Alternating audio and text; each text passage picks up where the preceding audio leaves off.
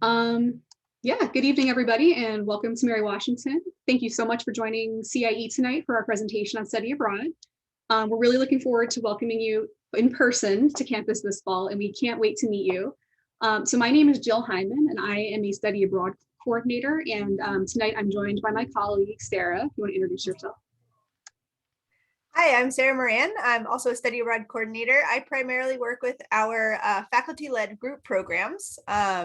And I'm also a UMW alumni. I graduated in 2010, so I can kind of help from that perspective as well. Jill is going to do a great job presenting. And if you have any questions, please put them in the chat and I will be addressing those as we are going through the presentation. And we'll have time at the end for questions as well. The session is going to be recorded, so if you don't feel comfortable, please leave your video and mute or end yourself on mute. But if you would like to be in person, we're happy to talk to you face to face if you want to put your video on. But if not, no worries. We will go ahead and jump into it. All right, I'm gonna just share my screen real quick. Can everybody see that? Hopefully. Cool, all good? All righty. So yeah, I'm just going to talk to you guys a little bit about what our office does, some of the programs that we offer, and the services that we provide. We'll start off with why should you study abroad? I assume because you're here, you probably have some pretty compelling reasons for wanting to study abroad. So thank you for being here. But in case you and or your parents needed further convincing, here are some statistics that University of California, Merced has compiled on study abroad alumni. Four-year graduation rates are 18% higher for students who have studied abroad. GPAs are higher among students who have studied abroad. There's a higher employment rate for those who have studied abroad. There's a 25% higher salaries. 90% are accepted at their first or second choice grad schools, and 84% felt that study abroad helped build valuable skills for the workplace. Very exciting reasons. In terms of UMW, some of the stats from our end, about a third of each graduating class has at least one international experience before finishing their degree. So that's about 300 people per year. Obviously, this past year is a little weird, but generally speaking, we usually have about a third of our classes study abroad. We also have a ton of scholarships. Since 2010, we have awarded over $520,000. So I definitely encourage you to apply through scholarships through our office. And in addition, we have a huge portfolio of study abroad programs. We have all different types. I'll go into more detail on them a little bit later, but we quite literally have something for everybody. So don't think that, because you have a weird major combo or weird interest that there's not something for you. We can help you find that thing. Some other good reasons for wanting to study abroad, as if there are bad reasons, but for some more good reasons. You can experience the world, get outside of Fredericksburg, outside of Virginia, and most importantly, get outside of the US, interact with different cultures, gain cross-cultural competence. For me, especially gaining independence was really important. I was a very big homebody before I went abroad. So going abroad was a really big deal for me. Gaining self-confidence. If you're looking to learn a language, it's an awesome opportunity to get that kind of full immersive experience. Ordering dinner in the local language or asking for directions in the local language. It feels really good to be able to do that. So definitely boost your proficiency there. In addition, study abroad will count towards your UMW degree. It'll either count as transfer credit or as direct UMW credits. So no matter where you go or what you do, your credits will come back and we can have them apply to either your major, your minor, your gen eds, or you can just take, a semester of fun classes or, for fun classes. We can definitely help you find, the best programming classes for you. And all of that adds up to an amazing transformative journey. So there's a picture of one of our students abroad having an amazing transformative journey.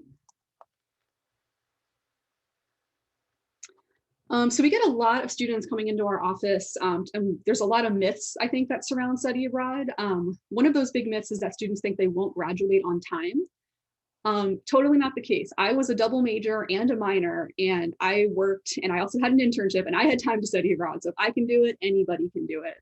We can help you find a program that fits your schedule and your needs. even athletes. If you are looking to graduate early, we can help you find something that works for you. We also have short-term programs, so spring break, winter break, summer. If you can't do the regular semester or academic year, we can find something that works for that as well. A lot of students think they have to know a foreign language to go abroad. Totally not the case. I would say a majority of our students go abroad and do not take a foreign language or go somewhere where they don't speak English. But for those who do want to learn a language, that's totally an option as well. We had students go to Italy last year who did not take Italian, but they just kind of did it on their own via Duolingo or having a tutor at the school. There's definitely options, but if language is not a priority for you, it doesn't need to be while you're abroad either. Though we do encourage you to learn the local language if you can. And I think the last big hurdle for students is that they think study abroad is too expensive. Totally false. I grew up poor and I was able to study abroad. So I encourage you to apply to any and all scholarships that you can. Write all of the essays. Our office offers a ton of scholarships, as I mentioned earlier, and we can help you with those. If you're a Pell Grant recipient, as part of your financial aid, you can apply for the prestigious Pell Grant scholarship, and I advise for that. So if you are a Pell Grant, definitely get in touch with me because I can help you out with that. And most importantly, if you do study abroad, your financial aid from Mary Wash does carry over, so you can use that towards your experience. So that's your loans, scholarships, any aid you receive from Mary Washington. And some programs cost the same as Mary Washington, if not less sometimes, depending on where you go and the cost of living.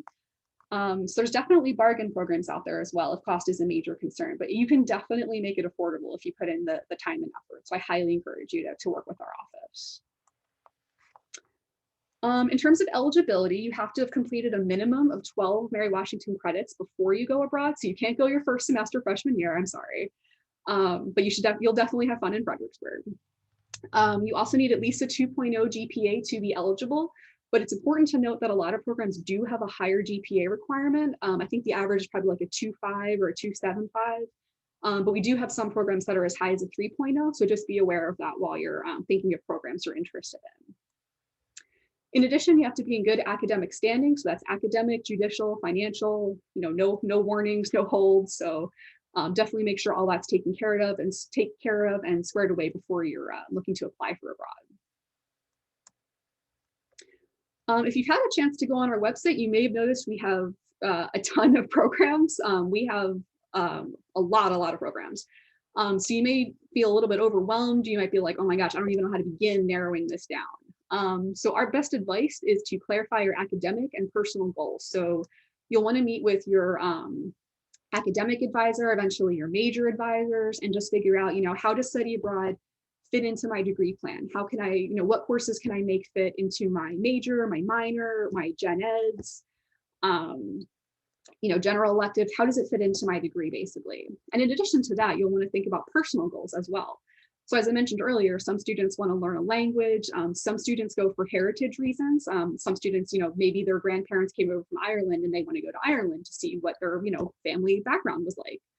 And then some students, you just want to go for a challenge. I was learning Chinese at the time, but I really wanted to go to mainland China for study abroad because I wanted to challenge myself personally. And it was really challenging, but it was awesome. So it really just depends on what you're looking to do. So do some soul searching. In addition, you'll want to think about when you want to go abroad. So as I mentioned before, maybe you can't go during the academic year or during the semester. Not to fear, we have spring break, winter break, summer, pretty much any time of year you want to go abroad, we can help you get abroad. So we can fit that into your schedule. You'll definitely want to check out our website. We have our programs sorted alphabetically by major, by region. So if you're having trouble and you're just like, I want to do psych, I want to do a psychology major and I want to go to Chile. You can go on our website and look at recommended programs for psych majors, cross-list that with what we have in Chile and take a look. Or maybe you want to do something different, totally up to you. But we do have the programs sorted on our website for your convenience. Assuming we are still in person in the fall, you can also come to our office to meet with our lovely student peer advisors. Those are, Mary Washington students, just like you will be, who have studied abroad and they came back and they really wanted to work in our office and share the awesomeness of study abroad with other students. So you can come chat with them and they can help you with applications, with, figuring out what program you're interested in, pretty much everything. And you can also, of course, chat with me and Sarah. We also have a study abroad fair, usually in the fall, TBD at the moment, but we'll keep you posted on that. So yeah, so we do have a ton of different programs. As I mentioned, we have like over 100. So I'll kind of walk you through the basic types of programs just so you have some background. So I mentioned that there are some programs that are a little bit more affordable. Those are our exchange programs. And in those situations, you pay Mary Washington tuition. So your tuition stays exactly the same. So if you're an in-state student, those programs can in particular be a bargain for you. So we call those tuition neutral. And in exchange programs, we send a student and then we'll get a student back. So it is literally an exchange, and you'll enroll as a student at that university. So currently we have 10 exchanges. The majority of them are in Europe. We also have options in Hong Kong, China, Japan, and Azerbaijan. Our newest additions are the ones at the bottom of that list. So it's an ever-growing list. And we look forward to sending students on our exchanges and receiving. We have 10 exchange students coming this fall, so we're really excited about that. So those are the exchanges in a nutshell. Exchanges are an approved program, so all of our programs are approved. If they're on our website, it's an approved program. So we have over 120 approved programs in over 50 countries in pretty much every major. You can do a program that takes place in one country. There are some that visit multiple countries, or you could even study on a boat. There are 2 programs that take place on boats. So if that's your cup of tea, it's there. We also have direct enrollment programs, and those are similar to the exchanges in that you'll be taking courses at a university abroad, but instead of paying, tuition to us, you'll pay everything to that school. So you'll be directly enrolling as a student at that university.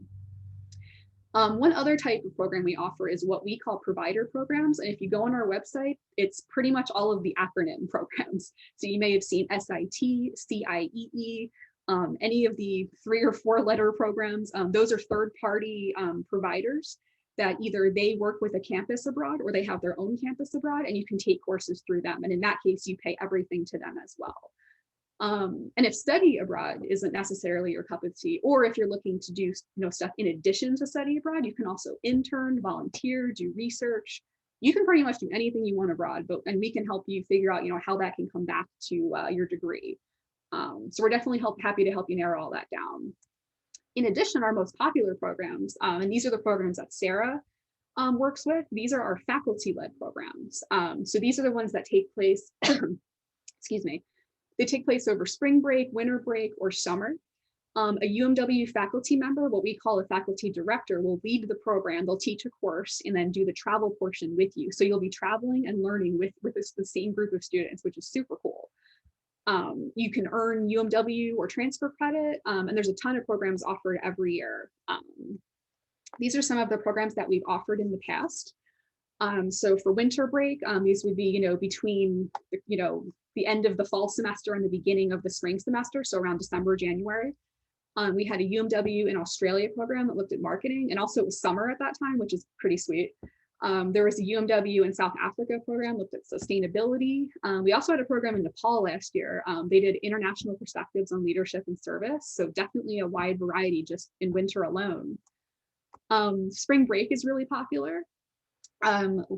We have sent students to London, the UK, Panama, the Galapagos, Central and Eastern Europe, and Guatemala to study, as you can see, a variety of subjects from sports to ecology, to development, Holocaust studies, and British Museum. So there is a huge variety of programs, and that's just spring break. And then for summer, we have a program in Spain, and it's in Bilbao, Spain, the Basque region. It's actually run by the director of our office. He's a Spanish professor as well, Dr. Saenz. You will definitely meet Dr. Saenz at some point, but he runs that program, and it's really popular. There's also a program in France, in Provence, a business program in Paris, and then programs in England and Italy as well. So those are just past faculty-led programs. We have some that change every year, but some do repeat. So you'll just want to keep an eye on our website for those. So as I mentioned, there's Dr. Saenz. He's the director of our office. There are lovely photos of Sarah and myself. They look a lot nicer than our Zoom pictures, probably. And we highly encourage you, come visit us in the fall. We're on Lee Hall on the 4th floor. It is the hall with all of the international photography on the wall, so you can't miss us. But our door is always open Monday to Friday, 9 to 5, COVID permitting. But we'd love to see you guys. In addition, in the meantime, to get your study abroad fix, I highly encourage you follow us on social media. We post a lot of photos, we post a lot of updates, scholarship info, program info. Check us out on Instagram, Facebook, whatever social media you use. Yeah, so that's about all that I have. Do you guys have any questions for me or Sarah while we have you here on Zoom?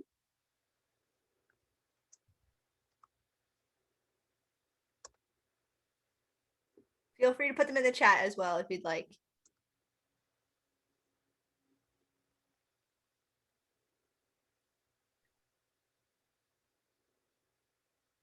The suspense is killing me. In the meantime, I'm going to share a link to our past events videos page. These are some great videos that we have been putting together over this summer. Semester. Our peer advisors have been presenting on more of the fun topics of study abroad. So maybe not how to do your paperwork, how to pick your program, but like, what's the best thing you ever ate when you were abroad? What's your craziest transportation story? All of those things have been really fun for our students to explore with other students. So I'll put the link to that page so you can see our YouTube channel there. Some really great content. Okay, I'm seeing some questions. Okay. Hello, do you have Poland trips? Yes, so right now we have a program. It's the Holocaust Memory Program, which is a faculty-led program that will be a 1-week spring break program in spring break 2022. That program does switch locations depending on the year, but it is actually going to be in Poland spring break 2022. Will spring break programs still be available in 2022 even with COVID? I will say as of today, with the information we have at hand, yes, we are planning a full complement of faculty-led 2022 programs. We are planning on a program in Australia over winter break. So that one's returning, and then 5 programs are being proposed for spring break 2022. So yes, fingers crossed. We are very excited to get students back and involved. And get abroad. But of course, safety is always a concern. And, we are continuing, as everyone is, to monitor the situation, make sure that the Department of State travel warning comes down, all of that. So it is, we are setting up the infrastructure for the programs in hopes that we can send students abroad again. Okay. So that's that one. Okay. Can you talk about how athletes have participated in these options? Absolutely. So I can speak very personally to this. So I was an undergraduate at Mary Washington. I graduated in 2010, and I was a women's lacrosse player and also spent a semester abroad in Ireland. So as long as you plan ahead and make it work, you can really fit in a whole semester if you'd like, if that's okay with your coach, if you have to miss, let's say, fall ball or spring season. You can still work out abroad. There's some great facilities available to our students. And I've also had a lot of students who are athletes go on our short-term programs. So hopefully in the off season, you could go over winter break or spring break or over the summer. I traveled with 2 women's lacrosse players on the Australia program 2 years ago, and that was amazing. So they fitted in no problem, wasn't even an issue. We've had baseball players and basketball players, spring break. I just had a swimmer go last spring. Yeah. I have a soccer player going this summer. We had the whole rugby team went on a trip last spring break. So definitely an option for athletes. Yeah, and I would say also, so even if you're not going on an official study abroad program, a lot of our athletic teams, every 2 years, the NCAA allows for teams to go on an international trip. And many of our teams do take advantage of that. So I think women's field hockey is hopefully going to Spain next summer. They had to delay their trip because of COVID, but there are a lot of options out there. So yes, it is possible to go abroad as a student athlete. Okay. Question, next one is, will you be with other UMW students in an exchange program? Potentially. Excuse me. Yeah. Oh, sorry. It really depends on the program. So the University of Reading Exchange in England is super popular. We had, I think, 7 students signed up to go last spring. which is crazy. We usually have at least 2 or 3 go. I've never worked a semester with less than 3 or 4 at this point. So it's yeah, there's a chance you might, but it's not guaranteed, because most exchanges we're only given about 1 or 2 spots. It all comes down to a balance that we have with the university, but so there's a chance, but it's not guaranteed for the exchanges. All right, and I saw a question also coming in. Biology/neuroscience, also taking language. So I am going to put the by disciplines link here.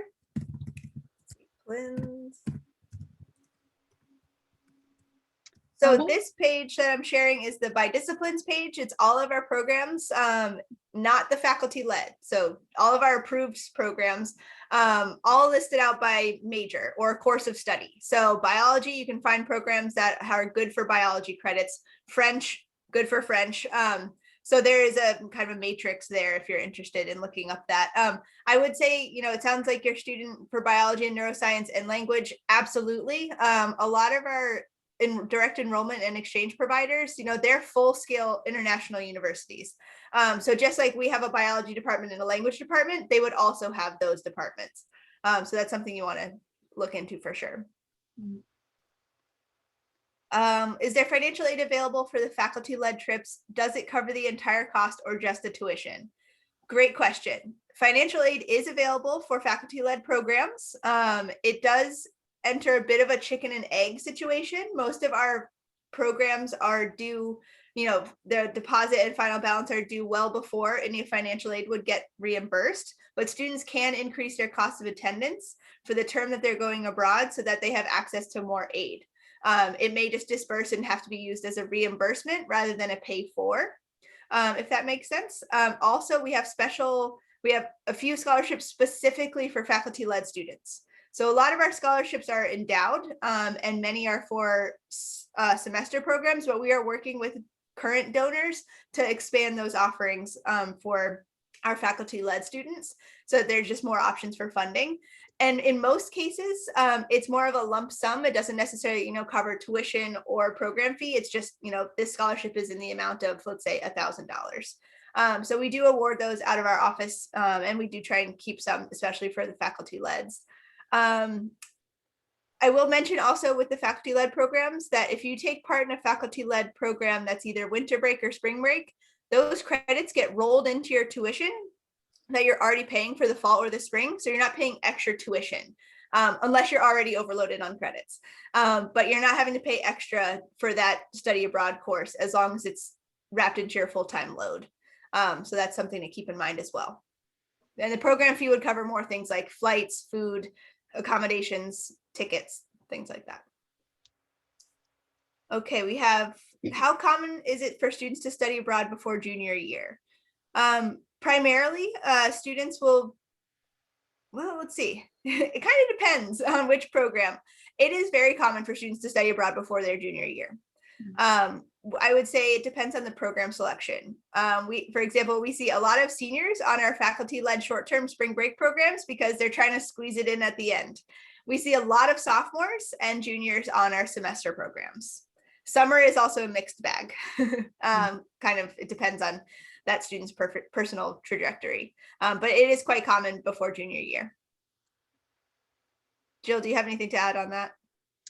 Yeah, I'd say the majority of the semester students at least are sophomores and juniors, but I occasionally get a second semester freshman. I have one really trying to go next year, and then occasionally first semester seniors as well.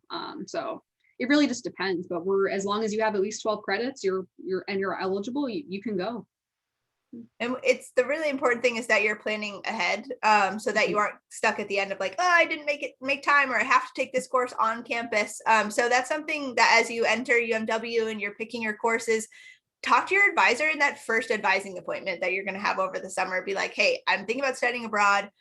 I'm thinking I want to do a whole semester. Like, let's plan that into my whole degree path so it's not a surprise at the end of the time. Because I'll tell you, 4 years goes really fast. Way faster than you think. Perfect. Yep. So Jill just put in our peer advisor link. So our students are fantastic. They can't stop talking about studying abroad. So please keep them busy. And she also put the information on our scholarships that you can see as well, and our emails. Mm. Excuse me. Does anyone else have any questions while we have you?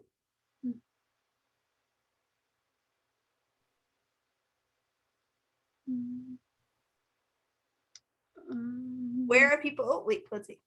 Will we get help from faculty figuring out exactly what classes to take abroad so we don't fall back on our degree? Yes, I will say yes. And also that's also why Jill and I are here. So the best thing to do is for students to work with their academic advisor to determine what classes they need to take to graduate. Then they want to look at programs abroad and see if, hey, maybe this class, it's called Introduction to Economics, might also fit with our Econ 101. And then we work with what's called the Study Abroad Course Approval Form, which basically says, here's the class I'm taking abroad. Here's how I want to transfer it back to UMW. And then they go get that signed off on by the department chair of the applicable subject. So everyone's kind of in the same boat, kind of hunting around for those signatures, but Jill and I are there to help them through the process. And, as long as students get a C or above, it will transfer back to their UMW degree. And then it's just more of a matter of where do we put it? Is it a major elective? Is it a UMW equivalent? Or is it more of just the general elective? And something to mention is also you can complete your Beyond the Classroom or your Diverse and Global Perspectives general education requirement via any study abroad program. Yeah. So yes, we're very helpful. And like Jill said, we're a very open door, open Zoom, whatever we are office. That's one great thing about UMW. We are small enough that we really get to know our students. So that was unfortunately great during the pandemic. We knew exactly where our students were, their names, how to get them home. But that just kind of goes to show, our care for students. We miss you guys. We're excited to meet you. Mm-hmm.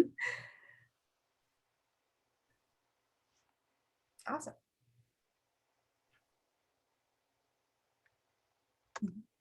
You're welcome.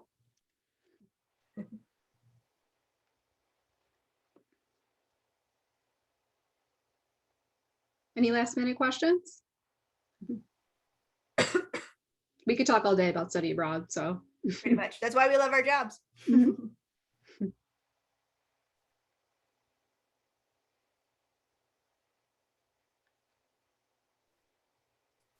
The cost per semester at sea, I don't know the exact figure off the top of my head, but I believe it's in the range of $30,000. So it is, I would say, more on our top tier financial cost programs. We've got a program in Prague that costs less than spending a semester at UMW, and then semester at sea might be a little bit of the opposite of that. But it is a very unique program, and I actually know one of our faculty who was just on the ship last year. So yeah, it's an option, but it's all available on their website. If you go to semester at sea, search that, you'll be able to find it, and it is one of our approved programs. Yep. And I will say, if you are interested in semester at sea, definitely start talking to them earlier. Even if you're a freshman, just, get your name in there, because they are it's a very popular program, and the voyages fill up very quickly. So just get your name in there earlier on the earlier side. I'm going to the French page here. Yeah, I believe we have some in Senegal? Sub-Saharan Africa. Yeah. Don't know off the top of my head, but those, we don't have any outside of Europe or Sub-Saharan Africa that do French.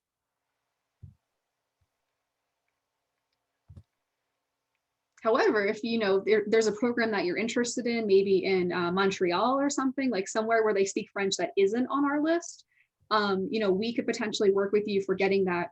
You could petition for that program to be approved, and that's there's a process involved in that. But if there is a country you're really interested in that's not on our list, we can help you work with that. Yeah, we have a program in Morocco. That's our non-European. It's with the approved provider IES, and it's in Rabat. Okay. I'm pretty sure Madagascar, there is a study abroad program in Madagascar that where you learn French as well. And Senegal, I believe, does French. So those are potentially options. Definitely options. Let's see, how soon can freshmen talk to advisor? Right now. So Today. I know that you'll have your advising appointments over the summer. So I guess quick clarification, academic advisor, you'll have your advising with them over the summer for your first semester, and then you'll keep continuing to meet with them. In terms of talking to either Jill or I, now works. So I would say it's more of depending on, maybe if you're thinking semester, then you'll talk to Jill, and if you're thinking one of the faculty leds, you'll talk to me. But we're, it's never too early to start the process. If anything, we're going to be like, hey, great, check back with us in a semester after we answer, the basic questions for you. So never too early. Yeah, and we can also put you in touch with like program alumni. Like I said earlier, I have a student who's an incoming freshman and she wants to go to Japan. And I have a student graduating who did Japan. So I put them in touch and now they're talking. We can also put you in touch, with the programs that you're interested in, with our counterparts abroad, just so you can kind of get more info or set up a Zoom session to learn more about the program, directly from the source. So, we can definitely help you make those connections.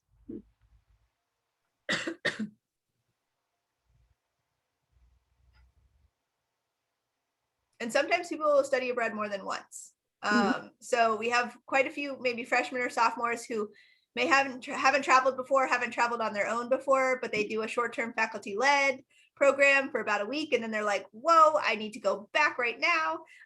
So we have had students do multiple study abroad programs during their time. Yeah, if you can do it, I highly encourage double dipping. So yeah. How many students do year-long programs? I would say 3 a year. Yeah, maybe 2 or 3 a year. 2 or 3 average. We had, I think, 3 last year. Yeah, it's probably about a 2 or 3 average. As long as you can fit it in your degree and you can get everything, cleared in advance, then yeah, you can totally do it. You could also space out your semester. So do, fall of your sophomore year and fall of your junior year. It's just however it works out best for you. So we can help you. Different programs. Some of our programs offer an alumni discount. Yes. Oh, and that reminds me, I'm going to put another link in here to one of we have a pathway, some postgraduate international pathway programs. Oh, this is just leading me to a PDF. Let's see.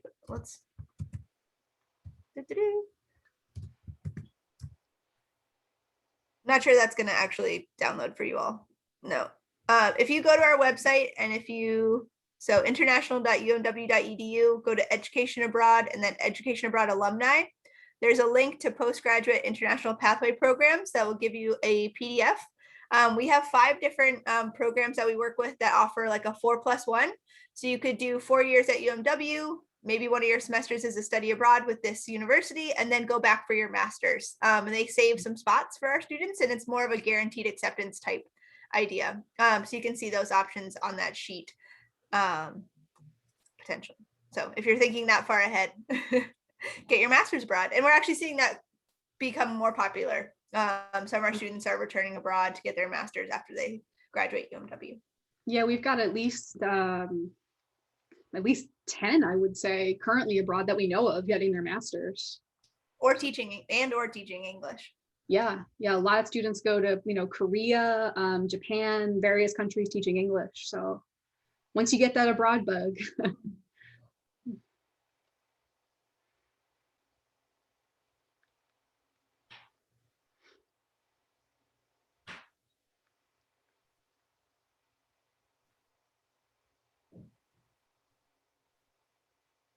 Any more questions? Trying to think of anything we missed.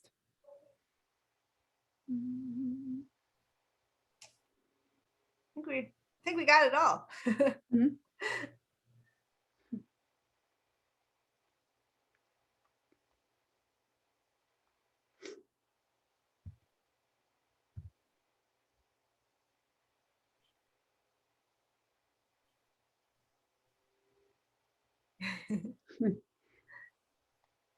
Well, I guess you guys are all questioned out.